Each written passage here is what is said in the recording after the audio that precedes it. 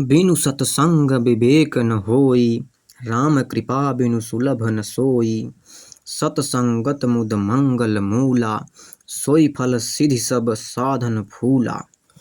सतसंग के बिना विवेक नहीं होता और श्री राम सीताराम जी की कृपा के बिना वह सत्संग सहज में मिलता नहीं है।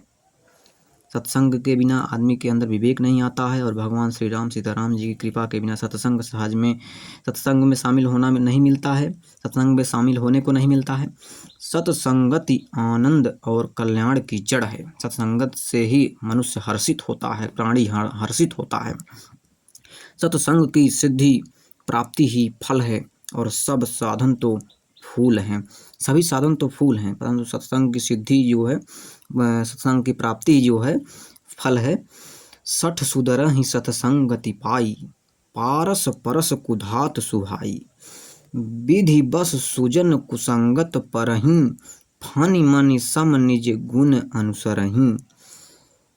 अर्थात दुष्ट भी सत्संगति पाकर सुधर जाते हैं, दुष्ट भी सत्संगत में रह करके जो है बदल जाते हैं। जैसे पारस के स्पर्श से लोहा सुहावना हो जाता है, सुंदर सोना बन जाता है, किंतु दैव योग से यदि कभी सज्जन कुसंगति में पड़ जाते हैं तो वे वहाँ भी सांप की मणि के समान अपने गुणों का ही अनुसरण करते हैं।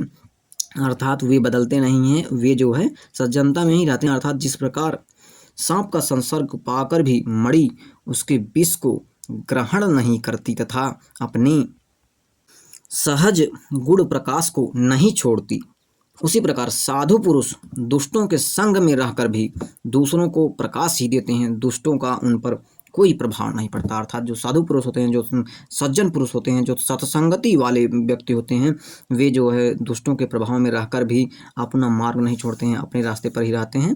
वे जो है दूसरों को प्रकाशित करते हैं मणि की तरह। जैसे मणि जो है कहीं भी रहे तो वो दूसरों को प्रकाशित करता है, बल्कि उस पर कोई प्रभाव नहीं पड़ता है। तो अर्थात सत्संगति जीवन के लिए अत्यंत आवश्यक है। जय जय सिया राम।